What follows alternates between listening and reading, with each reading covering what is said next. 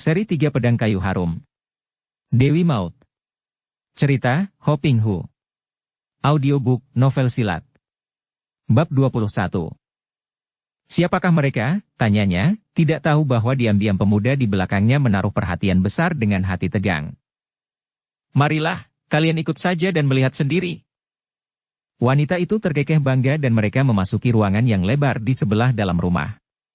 Di tengah ruangan itu terdapat sebuah meja yang besar dan penuh dengan hidangan dan 4 orang duduk mengelilingi meja itu.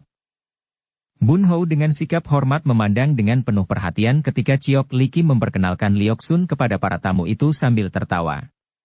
Dengan menggandeng tangan Liok Sun yang ditariknya dekat meja, wanita itu berkata kepada 4 orang tamunya itu. Ini adalah sahabat baik saya, Kiamo Liok Sun, majikan dari Hopokoan di kota Kiangsi. Ai, Ciok Toanio, mana berani saya disebut Kiamo, setan pedang, dengan pengetahuanku yang rendah ini.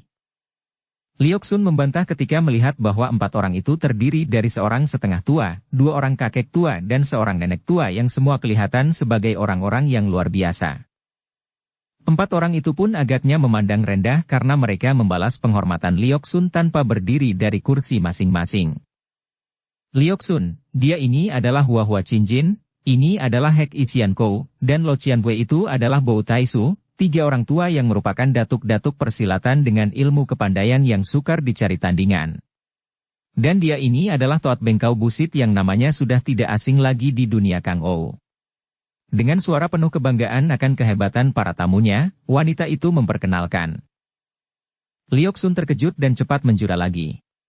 Bun Hou lebih terkejut lagi, terutama sekali mendengar disebutnya nama Toat Bengkau Busit yang tentu saja dia kenal sebagai nama orang kelima dari bayangan dewa yang berjumlah 5 orang itu. Dari 5 bayangan dewa ini telah berdiri di depannya 2 orang. Sungguh merupakan hal yang amat kebetulan sekali. Akan tetapi dia tetap menahan sabar. Kalau dia turun tangan dan andai kata dia berhasil membunuh 2 orang musuh ini, masih ada 3 orang lainnya yang belum dia ketahui di mana tempat tinggalnya dan dia masih harus menyelidiki di mana disimpannya Siang Bo Kiam. Sebagai seorang pengawal, Bun Hou dipersilakan duduk menghadapi meja lain di sudut, dan tak lama kemudian 2 orang wanita murid Ciok Li Kim datang memperkenalkan diri dan menemani Bun Hou makan minum, sedangkan Liok Sun tentu saja makan minum bersama nyonya rumah dan 4 orang tamunya. Dapat dibayangkan betapa canggung dan malu-malu rasa hati Bun Hou. Dia baru saja pulang dari Tibet dan belum biasa dengan pergaulan, apalagi dengan wanita dan sekarang dia makan minum dengan 2 orang wanita muda yang menemaninya. 2 orang wanita murid Ciok Li Kim itu adalah 2 orang wanita yang usianya antara 25 sampai 30 tahun, berpakaian mewah dan pesolek seperti guru mereka, berwajah cantik dan berwatak genit. Apalagi karena Bun Hou adalah seorang pemuda yang tampan dan gagah, maka 2 orang wanita muda yang menemaninya itu merasa tertarik dan tanpa sembunyi-sembunyi lagi mereka memperlihatkan rasa senang dan kagumnya kepada Bun Hou. Hal ini tentu saja membuat Bun Hou menjadi makin canggung dan gugup sehingga dengan sukar dia menelan makanan yang dihidangkan. Melihat pandang mata 2 orang wanita itu yang seolah-olah hendak menelanjanginya, kadang-kadang pandang mata mereka itu seperti hendak menelannya bulat-bulat. Membuat mulut yang tersenyum penuh gairah, kata-kata bisikan yang setengah merayu, kadang-kadang mereka menyuguhkan arak dari cawan mereka, kadang-kadang menyumpitkan potongan-potongan daging yang terbaik untuknya. Semua ini membuat jantung Bun Hou berdebar keras karena ngeri. Akan tetapi dia menyambut semua itu dengan sikap sopan dan dengan muka lebih banyak menunduk untuk menghindarkan pertemuan pandang mata. Sikapnya yang malu-malu dan jelas membayangkan sikap seorang pemuda yang masih hijau, masih perjaka dan belum berpengalaman ini membuat 2 orang murid Ciok Li Kim menjadi makin bergairah. Kadang-kadang mereka cekikikan dan mereka berdua merasa gembira sekali, tidak tahu betapa pandang mata Ciok Li Kim dari meja besar kadang-kadang berkilat penuh iri ke arah meja kecil mereka. Akhirnya perjamuan itu berakhir dan 2 orang murid Ciok Li Kim itu sambil tersenyum memenuhi perintah guru mereka, mengantarkan Bun Hou ke sebuah kamar yang diperuntukkannya. Pemuda ini dapat juga mengerti bahwa kedua orang musuh besar itu amat kuat. 2 orang kakek dan seorang nenek yang menjadi tamu mereka itu adalah orang-orang yang tidak boleh dipandang ringan. Sungguh pun tentu saja dia tidak takut menghadapi mereka semua, akan tetapi akan lebih aman dan ringan baginya kalau dia turun tangan malam nanti, membunuh 2 orang itu setelah memaksa mereka mengaku di mana adanya 3 orang lainnya dan di mana pula disimpannya Siang Bo Kiam yang mereka curi. Akan tetapi, betapa kaget, bingung dan malu bercampur muak rasa hatinya ketika tiba di dalam kamar tamu itu, dua orang murid perempuan Ciok Li Kim tidak mau keluar lagi dan bersikap genit serta mengeluarkan kata-kata rayuan tanpa mengenal malu sedikit pun juga. Harap Jiwie Cici, kedua kakak, suka meninggalkan saya karena saya sudah lelah dan mengantuk sekali. Akhirnya Bun Hou berkata ketika melihat dua orang wanita itu belum juga meninggalkan kamarnya.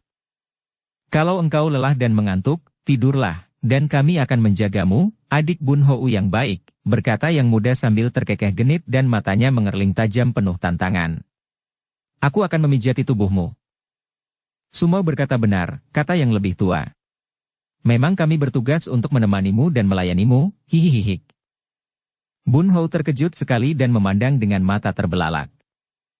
Akan tetapi, aku Jiwie berdua kita. Sukar baginya untuk melanjutkan kata-katanya karena dia sungguh merasa heran dan kaget mendengar betapa dua orang wanita ini akan menemani tidur. Akan tetapi dua orang wanita cantik itu tertawa-tawa genit, menafsirkan kata-kata dan kecanggungan Bun Hou sesuai dengan selera mereka. Hehehehe, Bun Xiaote jangan sungkan dan malu-malu. Kami Suci dan semua sudah biasa hidup akur dan saling membagi apa saja, kata yang lebih tua.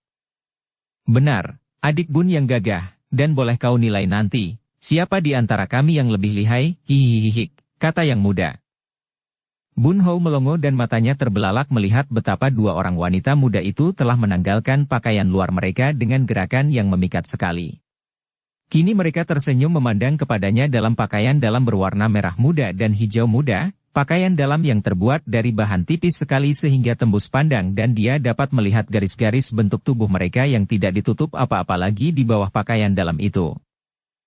Sang Suci, kakak seperguruan perempuan, sambil tersenyum penuh gairah dengan pandang mata penuh nafsu, mengangkat lengannya ke atas dan ke belakang kepala untuk melepaskan sanggul dan mengurai rambut. Gerakan ini tentu saja menonjolkan bagian depan dadanya yang nampak membayang di balik kain tipis itu. Adapun sang sumo yang pakaian dalamnya berwarna hijau muda, melangkah dengan lenggang lemah gemulai untuk menaruh pakaian luar mereka ke atas meja di sudut dan di waktu melenggang membelakangi Bun Hou itu, gerakan langkahnya membuat sepasang bukit pinggulnya menari-nari. Bun Hou merasa napasnya sesak.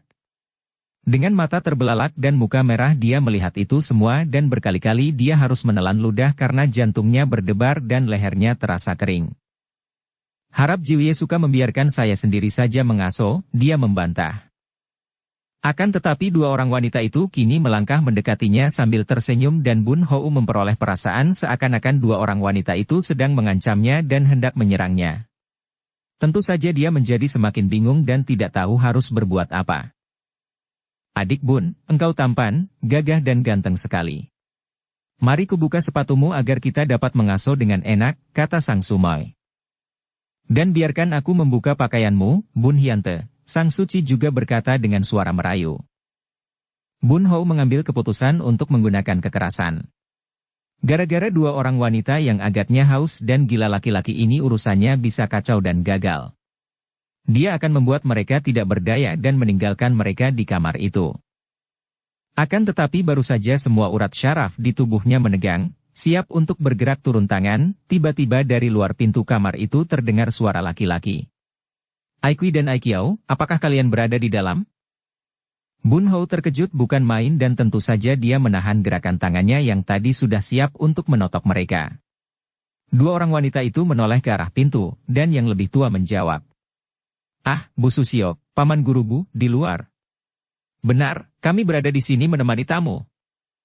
Daun pintu kamar itu terdorong dan terbuka karena memang tadi tidak dipalang saking tidak sabarnya kedua orang wanita yang sudah didorong nafsu berahi itu.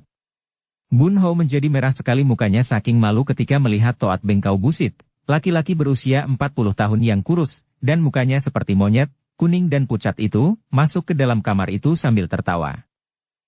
Hahaha, aku mencari kalian setengah mati, kiranya kalian bermain-main di sini. Pengawal muda ini sebagai tamu boleh kalian hibur, akan tetapi cukup seorang saja pun dia tidak akan mampu menang. Hahaha. Aikui, aku sudah rindu kepadamu, mari kau temani pamanmu yang kesepian. Setelah berkata demikian, si muka monyet merangkul pinggang yang ramping itu dengan mesra.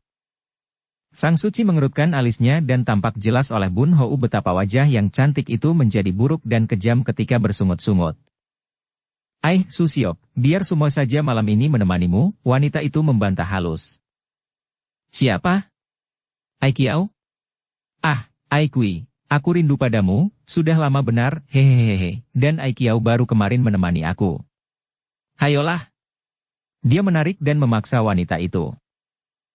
Ai Kui bersungut-sungut dan terpaksa menyambar pakaian luarnya dan membiarkan dirinya dirangkul dan didorong keluar dari kamar setelah dia melempar pandang mata penuh kekecewaan dan penasaran ke arah Bun Hou. Hihihu. Ai Kiao bersorak gembira, lari dengan lenggang-lenggok ke arah pintu, menutupkan pintu dan memalangnya, kemudian dia lari kembali dan meloncat, menubruk Bun Hou sehingga pemuda itu terjengkang ke atas pembaringan. Sekarang kita hanya berdua, orang tampan. Wanita itu lalu menghujankan ciuman ke seluruh muka Bun Hou sampai pemuda ini menjadi gelagapan. Sejenak Bun Hou tertegun, kemudian terbayanglah wajah Yalima. Mengapa ketika dia berciuman dengan Yalima, dia merasa bahagia dan nikmat, akan tetapi ciuman-ciuman penuh nafsu berahi dari wanita ini membuat dia merasa muak. Enci, jangan begitu. Dia mendorong halus dan pada saat itu terdengar panggilan dari luar pintu. Mendengar suara ini, Ai Kiao terkejut sekali dan cepat dia meloncat ke sudut kamar. Bun Hou kagum sekali melihat kecepatan Ai Kiao mengenakan pakaian luarnya. Kemudian wanita ini bergegas membuka pintu kamar. Kiranya Huigia Kang Ciok Li Kim sendiri yang berdiri di depan pintu itu. Maaf, Subo. Subo memanggil Tecu. Ai Kiao bertanya dengan sikap hormat. Sepasang mata yang tajam dan galak itu memandang muridnya penuh selidik, kemudian pandang matanya menyapu ke arah Bun Hou dan ke arah pembaringan. Agaknya keadaan pemuda itu dan pembaringannya melegakan dan memuaskan hati wanita ini. Dia mengangguk dan berkata, "Kau pergi ke kamar tamu kita, Kia Molioksun, kau temani dia." Jelas betapa Ai Kiao kelihatan terkejut dan kecewa bukan main. Akan tetapi, Tecu kira Subo dan dia. Cerewet, pergilah. Yang tua harus berpasangan dengan yang muda agar yang muda bertambah pengalaman dan yang tua awet muda. Hayo pergi memenuhi perintah. Ciok Li Kim membentak.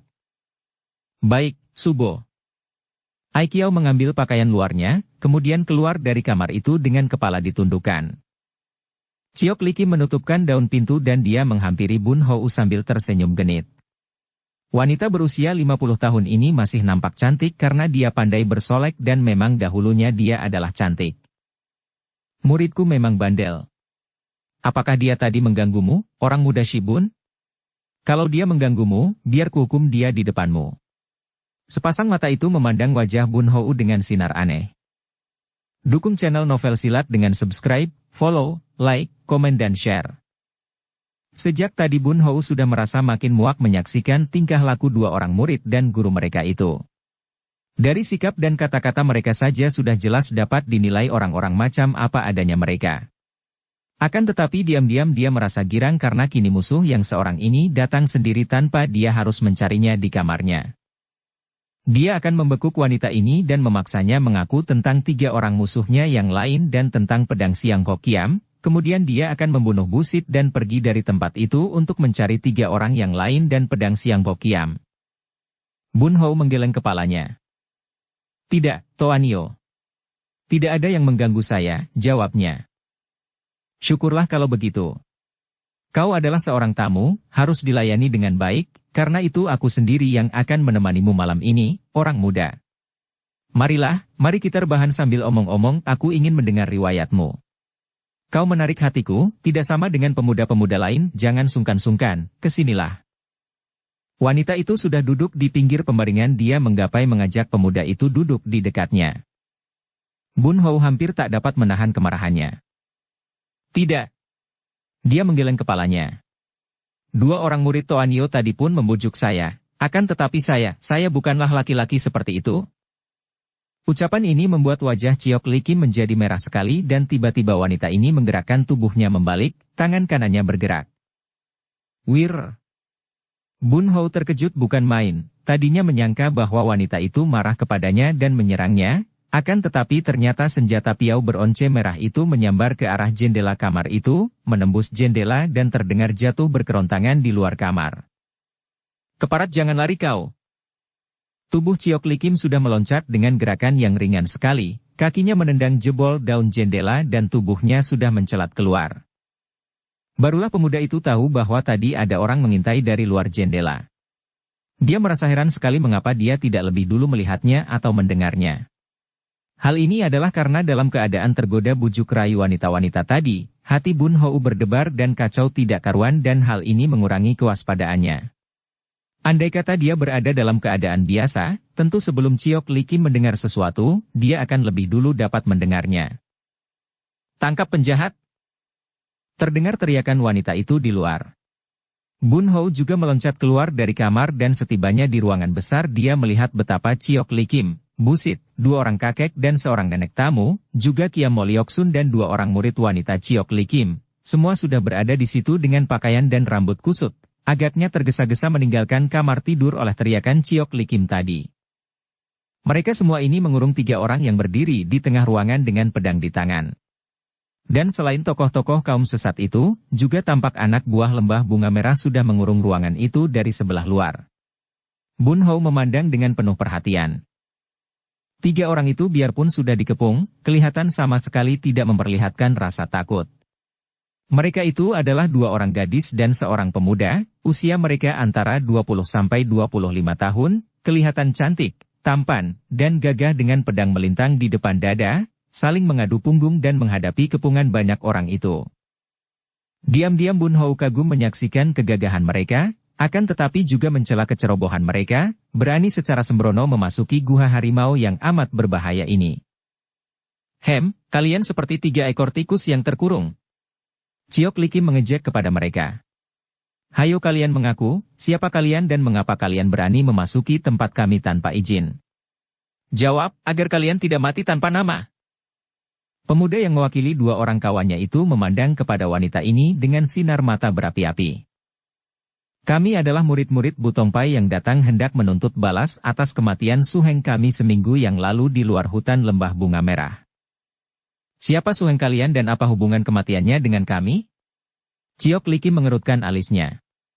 Semenjak dia bersama 4 orang saudara segolongannya yang bergabung menjadi 5 bayangan dewa berhasil menyerbu Qin Ling Pai, mereka berlima selalu berhati-hati, tidak menanam permusuhan dengan lain golongan, bahkan berusaha mencari teman-teman untuk diajak bersama menghadapi Qin Ling Pai.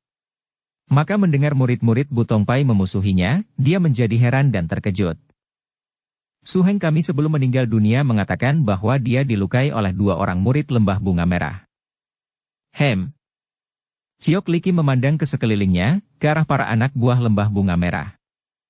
Subo, kami yang melukainya. Tiba-tiba Aikui dan Aikiao melangkah maju. Ciok Likim memandang 2 orang muridnya itu dengan alis berkerut. Apa yang terjadi, tuntutnya.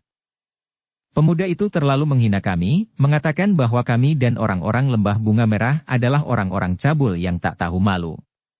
Kami bertanding melawan dia dan dia melarikan diri dengan luka-luka berat. Kami tidak tahu bahwa dia itu murid Butongpai atau murid siapa, yang jelas dia kurang ajar. Bohong. Tiba-tiba seorang di antara 2 gadis itu berseru marah. Kam Suheng menceritakan kepada kami bahwa dia kalian bujuk rayu, kalian perempuan-perempuan jalang yang tak tahu malu. Kam Suheng adalah seorang laki-laki sejati, mana sudi menuruti kehendak cabul kalian? Karena Suheng menolak, kalian mengeroyok dan melukainya. Wajah kedua orang murid Ciok Likim berubah merah. Subo, kalau manusia itu tidak menghina, kami tentu tidak akan melukainya. Subo mendengar sendiri betapa busuk mulut orang-orang ini menghina kita. Perempuan jalang dan cabul.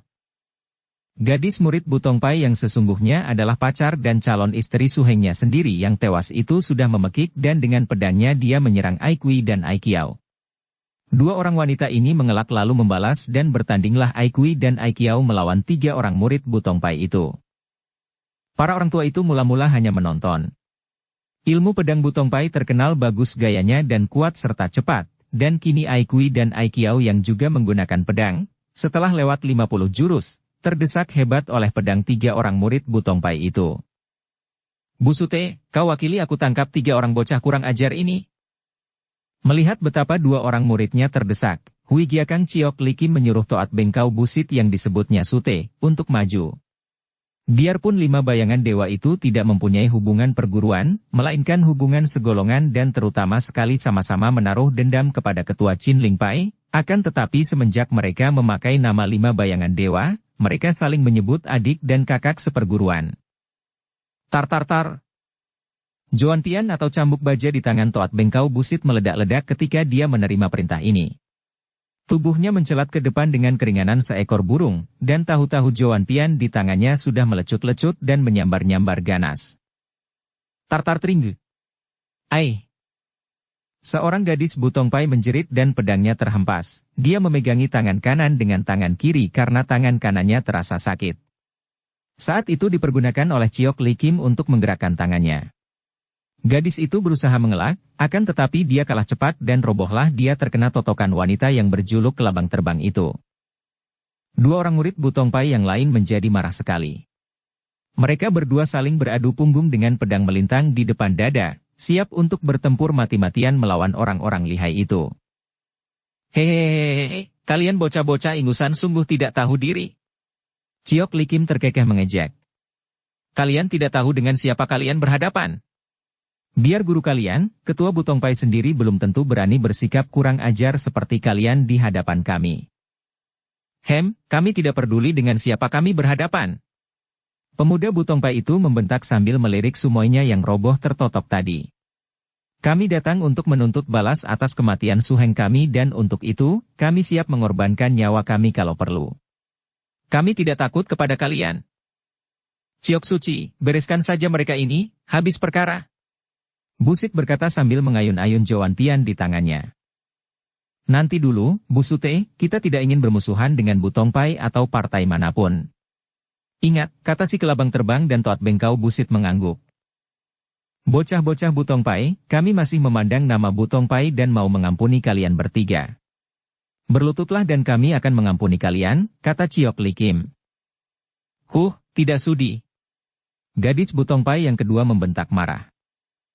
Agaknya kalian belum tahu siapa kami. Aku adalah Hui Giakang dan aku sendiri saja belum tentu akan dapat kalian menangkan andai kata kalian maju dengan teman-teman kalian sebanyak 20 orang. Dia dengan Joan Tian mautnya ini adalah Toat Bengkau Busit yang di dunia selatan pernah menggegerkan para tokoh besar persilatan. Dan kalian belum tahu siapa adanya tamu-tamu kehormatan ini, ya? Beliau ini adalah Hua Cinjin yang sukar dicari tandingannya di dunia Kang Ou. Sedangkan beliau yang ini adalah Hek Isian Kou, sejajar nama dan terkenalnya dibandingkan dengan Hua Cinjin Lo Cian Bui. Dan tahukah kalian siapa beliau yang baru turun dari pertapaan ini? Beliau adalah datuk dari seluruh pantai lautan Pohai, Bo Taisu yang kepandaiannya setinggi Gunung Taisan. Masih ada sahabatku ini, Kia Mo Liok Sun si setan pedang. 2 orang murid Butong Pai itu memandang dengan mata mendelik. Pemuda itu lalu menjawab setelah wanita musuhnya berhenti bicara. Biarpun engkau akan mengundang semua iblis dari neraka, kami tidak akan takut menghadapi untuk membela kebenaran dan menuntut balas atas kematian suheng kami. Suci, bocah-bocah sombong macam ini kalau tidak dihajar akan makin besar kepala saja, ucapnya Busit disusul bunyi pecut baja di tangannya yang meledak-ledak dan sinar-sinar kilat senjatanya itu menyambar ke arah 2 orang murid muda Butong Pai itu. Cring! Cring!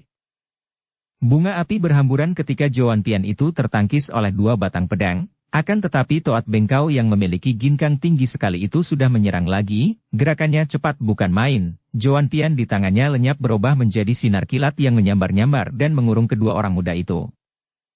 2 orang murid Butong Pai itu terkejut juga, maklum bahwa si muka monyet ini benar-benar lihai, maka mereka memutar pedang melindungi tubuh mereka sambil berusaha sedapat mungkin untuk balas menyerang. Akan tetapi karena memang tingkat mereka kalah tinggi, ginkang mereka jauh kalah cepat dan tenaga luekang mereka pun jauh kalah kuat, dalam belasan jurus saja mereka sudah terhimpit dan terancam hebat oleh sinar senjata Joan Tian itu. Hui Giakang Ciok Li Kim yang tidak ingin dilakukan pembunuhan di dalam rumahnya, sudah bergerak terjun ke dalam gelanggang pertandingan. 2 tangannya bergerak dan nampaklah 2 sinar merah dari sepasang sapu tangan sutranya, ujung kedua sapu tangan menyambar dan menotok ke arah jalan darah di punggung dan pundak 2 orang muda yang sedang sibuk didesak oleh Joan Tian Busit, maka mereka tidak mampu menghindarkan diri dari totokan sapu tangan merah. Mereka mengeluh, pedang mereka terlepas dari tangan dan tubuh mereka terguling dengan lemas seperti keadaan teman mereka yang pertama tadi. Ciok Suci, sebaiknya dibunuh saja mereka ini, kata Busit sambil mengamang-amangkan Joan Piannya. Sute, jangan mengotori rumah ini dengan darah dan pembunuhan. Ciok Likim mencegah. Hahaha, kalau begitu biar ku bawa mereka ke hutan dan kuhabisi mereka di sana. Busit berkata dan kedua matanya menyambar dan melahap tubuh dua orang gadis cantik murid Butongpai itu. Di dalam benaknya yang kotor terbayang betapa dia akan mempermainkan dan menikmati dua orang murid wanita ini lebih dulu sebelum dibunuhnya. Memang di antara 5 bayangan dewa, Ciok Likim dan Busit sama-sama mata keranjang dan batinnya penuh dengan kecabulan. Mengapa mereka harus dibunuh? Tiba-tiba Kiam Molioksun ikut bicara. Ciok Toanio, saya kira amat tidak baik kalau membunuh anak murid Butongpai, sungguh tidak menguntungkan bagi Toanio kalau kelak dimusuhi oleh partai itu. Bun Hou sejak tadi sebetulnya sudah siap. Andai kata dia melihat 3 orang murid Butongpai tadi hendak dibunuhi, dia sudah siap-siap untuk membantu dan menolong mereka. Akan tetapi melihat mereka hanya dirobohkan dengan totokan saja, dia belum mau turun tangan karena dia menganggap belum tiba saatnya. Kalau urusannya yang besar dan penting itu dirusak oleh bantuannya terhadap 3 orang murid Butongpai ini, sungguh tidak baik sekali. Kini dia mendengarkan saja dengan penuh perhatian. Toat Bengkau Busit memandang kepada Lioksun dengan mata disipitkan, alisnya berkerut dan dia berkata kepada nyonya rumah. Ciok Suci, engkau sendiri tentu mengerti mengapa mereka ini harus dibunuh dan tidak perlu mendengarkan pendapat orang lain. Melihat ada ketegangan dan perbedaan pendapat ini, Ciok Likim memandang ke arah 3 orang murid Butongpai dan berkata, sebaiknya mereka ditahan dulu dan mari kita bicara hal ini di dalam saja, katanya sambil memberi isyarat dan orang-orangnya lalu dipimpin oleh Aikui dan Aikiao menyeret tubuh 3 orang murid Butongpai itu, dibawa ke tempat tahanan yang mereka jaga ketat. Kemudian 2 orang murid Ciok Likim setelah menyerahkan mereka kepada para anak buah untuk menjaganya, lalu kembali ke ruangan karena mereka ingin mendengarkan kelanjutan percakapan tadi. Sementara itu 3 orang tua yang menjadi tamu agung, menonton dan mendengarkan dengan sikap tenang dan tidak acuh karena mereka merasa diri mereka terlalu tua untuk ikut mencampuri urusan tetek bengek itu. Ketika Bun Hou melihat mereka semua memasuki ruangan kembali, dia mendapatkan kesempatan baik dan diam-diam dia menyelinap kembali ke kamarnya.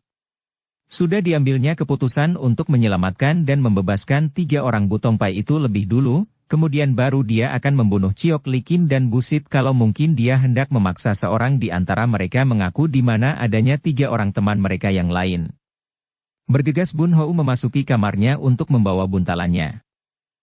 Akan tetapi, selagi dia mengumpulkan pakaiannya, tiba-tiba terdengar suara tertawa girang dan 2 orang wanita cantik yang genit itu, Aikui dan Aikiao, memasuki kamarnya dan langsung memalang daun pintu sambil tertawa-tawa. Kemudian kedua orang wanita itu menubruk dan menggeluti Bun Hou. Hayo, cepat, selagi kita mempunyai sedikit waktu sebelum mereka memanggil kami. Aikui berkata dengan napas memburu karena didesak nafsu. Benar, adik yang manis, mari kau layani kami sebentar. Aikiao juga berkata sambil berebut dengan sucinya untuk menciumi wajah yang tampan itu. Plak. Plak, kedua tangan Bun Hou menampar dengan tepat mengenai hidung kedua orang wanita itu. Karena pemuda ini mengerahkan tenaga, maka seketika tulang hidung yang mancung itu menjadi hancur dan berdarah. Tulang ujung hidung merupakan tulang muda, maka ditampar seperti itu tentu saja menjadi remuk dan lenyaplah hidung mancung yang merupakan penghias utama wajah cantik mereka. Sebelum mereka yang terkejut dan kesakitan mampu berteriak, Bun Hou sudah menepuk tengkuk mereka dengan kecepatan luar biasa dan mereka jatuh pingsan tanpa mampu mengeluarkan suara sebelumnya. Cepat Bun Hou menotok jalan darah mereka, dan setelah menutupkan kembali pintu kamar itu, dia menyelinap keluar untuk mencari tempat ditahannya 3 orang murid Butongpai. Akan tetapi pada saat itu terdengar suara pekik-pekik kesakitan dari arah belakang gedung. Bun Hou terkejut dan cepat dia berlari ke arah suara itu, khawatir kalau dia terlambat dan 3 orang murid Butongpai itu disiksa atau dibunuh. Akan tetapi betapa kagetnya ketika dia melihat anak-anak murid atau anak-anak buah lembah bunga merah malang melintang di sekitar kamar tahanan yang telah menjadi kosong. Belasan orang itu berserakan dan luka-luka hebat, ada yang patah tulang, ada yang pecah kepalanya, dan mereka yang terluka berkata, "Tahanan, lari, ditolong setan." Bun Hou melihat bayangan berkelebat di atas, cepat dia meloncat dan masih sempat melihat berkelebatnya bayangan orang bertubuh ramping kecil. Agaknya seorang di antara dua gadis Butong Pai, akan tetapi gerakannya cepat sekali dan dalam sekejap mata saja sudah lenyap di telan kegelapan malam yang sudah hampir pagi itu. Terpaksa dia turun kembali dan ternyata Ciok Li Kim dan semua tamunya sudah berkumpul di situ. Dengan suara marah Ciok Li Kim memeriksa seorang di antara para anak buahnya yang hanya patah tulang lengannya. Kami sedang berjaga, lalu entah dari mana datangnya, ada angin menyambar-nyambar. Ada bayangan orang berkelebatan, dan tahu-tahu kami semua roboh dan 3 orang tawanan itu melarikan diri. Orang itu bercerita dengan suara hampir menangis, tidak hanya karena kesakitan, akan tetapi juga karena takut kepada majikannya ini. Babi-babi tolol kalian. Bagaimana muka orang itu? Laki-laki atau wanita? Hamba tidak tahu, gerakannya terlalu cepat, agaknya dia itu bukan manusia, melainkan setan. Des! Tangan Ciok Li Kim menampar gemas dan orang yang sialan itu kini selain patah tulang lengannya, juga roboh pingsan. Hahaha, inilah kalau menurut pendapat orang luar. Tiba-tiba Toat Bengkau Busit berkata dengan suara mengejek dan melirik ke arah Liok Sun. Kalau tadi sudah kubunuh mereka, tentu tidak begini jadinya. Kini mereka dapat kembali ke Butong Pai dan sudah dapat dipastikan bahwa kita mempunyai musuh baru, yaitu Butong Pai dan untuk ini kita boleh berterima kasih kepada Kiamo Liok Sun. Merah wajah Liok Sun mendengar ejekan ini. Harap Bong Hyong tidak berkata demikian. Saya tadi hanya mengusulkan agar urusan ini didamaikan saja. Ya, dan kau yang menjadi sahabat baik Butong Pai akan menjadi perantara. Bukankah begitu? Kiamo Liok Sun, kau yang menjadi sahabat baik Butong Pai tentu tahu pula siapa dia yang telah membebaskan 3 orang murid Butong Pai itu. Ucapan busit ini membuat semua orang, termasuk Ciok Li Kim, memandang kepada si setan pedang itu dengan pandang mata penuh pertanyaan dan tuntutan. Liok Sun menjadi terkejut dan merah sekali karena pertanyaan orang Shibu itu mengandung ejekan dan juga tuduhan berat seolah-olah dia mengenal orang yang membebaskan 3 orang murid Butong Pai tadi. Buong Hyong, apa artinya kata-katamu ini? Engkau tahu bahwa aku sama sekali tidak mengenal siapa setan itu. Aku hanya mengusulkan agar 3 orang murid Butong Pai itu tidak dibunuh dan aku tadinya mengusulkan pula agar mereka dikembalikan kepada Butong Pai disertai keterangan akan kesalahpahaman yang terjadi sehingga dengan demikian ketua Butong Pai akan mau mengerti duduknya perkara dan menghabiskan permusuhan. Kalau tidak kau cegah, tentu sudah kami bunuh mereka dan Butong Pai pun tidak akan tahu apa-apa. Sekarang mereka lolos dan semua ini adalah salahmu, orang Shiliok. Busit berseru marah. Toat Bengkau, kau sungguh terlalu menuduh orang. Liok Sun membentak dan mencabut pedangnya. Hahaha, sekarang baru kelihatan belangnya. Engkau agaknya bersekongkol dengan orang Butong Pai. Busit membentak dan melolos cambuk bajanya. Memang orang Shibu ini sudah merasa tidak senang ketika Liok Sun datang bersama Bun Hou, merasa iri hati melihat pergaulan yang akrab antara setan pedang itu dengan Ciok Li Kim. Apalagi melihat betapa Liok Sun datang bersama seorang pemuda tampan yang menjadi pengawalnya, pemuda yang dia tahu membuat Ciok Li Kim dan 2 orang muridnya tergila-gila. Melihat 2 orang itu saling serang, Ciok Li Kim hanya menonton saja, karena ia sendiri merasa penasaran dan juga marah dan menyesal melihat lolosnya 3 orang tawanan tadi. Betapapun juga, cegahan Liok Sun tadilah yang membuat pembunuhan terhadap diri 3 orang tawanan itu tertunda sehingga mereka dapat lolos. Terang-cering, berkali-kali pedang di tangan Kiamo Liok Sun bertemu dengan Joan Pian di tangan Busit. Pertandingan itu seru dan ramai sekali, akan tetapi segera terbukti bahwa kepandaian Busit jauh lebih tinggi karena pedang di tangan Liok Sun mulai terdesak hebat dan sinarnya menjadi makin menyempit. Terang-cering. Serat. Saking hebatnya tangkisan cambuk baja itu pedang Liok Sun membalik dan hampir saja mengenai lehernya sendiri. Pada saat itu, terdengar ledakan cambuk disusul suara tertawa dari Toat Bengkau Busit yang bergerak cepat sekali, tahu-tahu ujung cambuknya sudah melecut ke arah ubun-ubun Liok Sun. Kalau ujung cambuk baja itu mengenai ubun-ubun kepala, tentu akan berlubang. Liok Sun terkejut, menggerakkan pedangnya menangkis. Ubun-ubunnya selamat, akan tetapi pundaknya masih saja terkena ujung cambuk sehingga terluka parah dan mengeluarkan darah. Liok Sun terhuyung-huyung dan dengan suara meledak cambuk itu terus mengejarnya, mengancam bagian-bagian berbahaya dari tubuhnya. Tar tar tar. Tiba-tiba ujung cambuk itu terhenti di tengah udara. Busit terkejut dan memutar tubuhnya. Dia melihat betapa ujung cambuknya yang tertahan itu kiranya dijepit oleh dua jari tangan Bun Hou yang telah berdiri di belakangnya. Liok Sun terhuyung dengan tubuh penuh luka-luka lecutan cambuk dan pedangnya sudah terlempar entah kemana. Kini dia memegangi pundaknya dan berdiri dengan muka pucat dan penuh kekhawatiran melihat pengawalnya yang begitu berani menahan ujung cambuk busit yang amat lihai itu.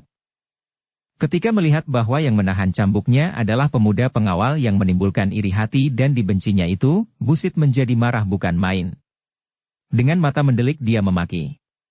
Keparat busuk, engkau pun sudah bosan hidup. Dia mengerahkan sinkangnya untuk menarik kembali Joan Pian itu, akan tetapi betapapun dia mengerahkan tenaga, ujung pecut baja itu tetap saja tidak terlepas dari tangan Bun Hou. Tentu saja Busit menjadi kaget, penasaran dan marah sekali. Dia memperkuat tenaganya, menarik sampai perutnya mengeluarkan suara melalui kerongkongannya. Hek, dan tiba-tiba ujung pecut itu dilepaskan Bun Hou. Wir. Ujung pecut menyambar ganas, dengan kecepatan luar biasa karena tenaga Busit sendiri yang membalik dan dengan hebatnya menyerang ke arah kepalanya. Dapat dibayangkan betapa kagetnya Busit melihat ini dan matanya terbelalak, mukanya pucat sekali karena dia maklum akan datangnya bahaya maut di depan mata. Dia hanya bisa miringkan kepalanya untuk menghindarkan diri. Siu, tes. Au. Aduh. Aduh wah, keparat kau. Busit tentu saja berjingkrak kesakitan sambil memegangi bagian kepala di mana tadi telinga kirinya berada dan kini bagian itu tidak ada lagi daun telinga yang sudah hancur oleh sambaran ujung cambuknya sendiri. Semua orang menjadi kaget bukan main, terutama sekali Ciok Li Kim dan Busit sendiri. Mereka berdua sudah tahu betapa hebat kepandaian Busit, akan tetapi dalam segebrakan saja, sebelum pemuda itu menggerakkan kaki tangan, Toat Bengkau, monyet pencabut nyawa, telah kehilangan daun telinga kirinya. Lihat-lihat jahanam Shiliok itu ternyata menyelundupkan mata-mata ke sini. Busit membentak dan dia sudah menerjang kepada Bun Hou dengan kemarahan meluap-luap. Cambuk bajanya meledak-ledak dan menyambar-nyambar ke arah Bun Hou dengan dahsyatnya. Akan tetapi dengan tenang sekali pemuda itu dapat menghindar ke sana kemari. Pada saat itu terdengar teriakan-teriakan aneh, setengah tangis setengah maki-makian marah, dan tampaklah Ai Kui dan Ai Kiao berlari terhuyung ke tempat itu, tangan kiri menutupi hidung yang sudah remuk dan berdarah, tangan kanan menuding-nuding ke arah Bun Hou yang masih berkelebatan diserang Joan Pian di tangan Busit itu.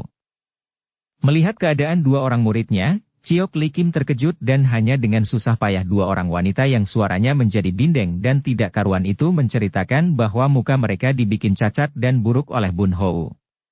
Ciok Li Kim makin kaget dan cepat dia lalu menerjang dan membantu sutenya menyerang pemuda yang ternyata amat lihai itu. Girang hati Bun Hou.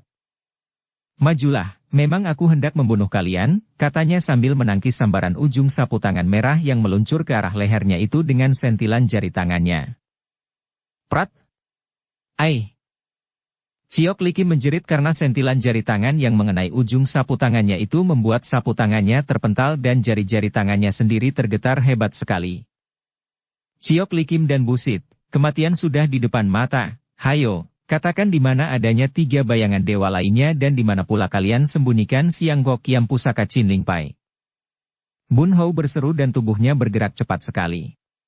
Dua orang lawannya menjadi silau oleh gerakan ini, mereka berdua berusaha memutar senjata untuk melindungi tubuh mereka, akan tetapi tetap saja sambaran hawa pukulan dari kedua lengan pemuda itu membuat mereka terhuyung-huyung. Tentu saja mereka terkejut sekali oleh kehebatan tenaga sinkang ini, namun mereka lebih kaget mendengar pertanyaan pemuda itu. Keparat? Siapa engkau? Ciok Li Kim berseru dan kedua sapu tangannya berubah menjadi dua gulungan sinar merah di depan dan atas tubuhnya. Bersambung ke bab 22. Dukung kami dengan subscribe, follow, like, komen dan share. Terima kasih.